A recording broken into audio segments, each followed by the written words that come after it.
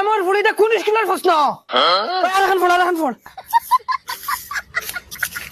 My dear বগাই জান, তুমি ছাড়া আমার আর কেউ নাই।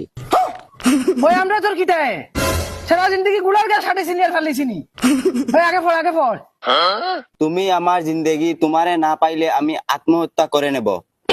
তোমার লাগি আমি আমার মা বাবা ছাড়তে রাজি আছি।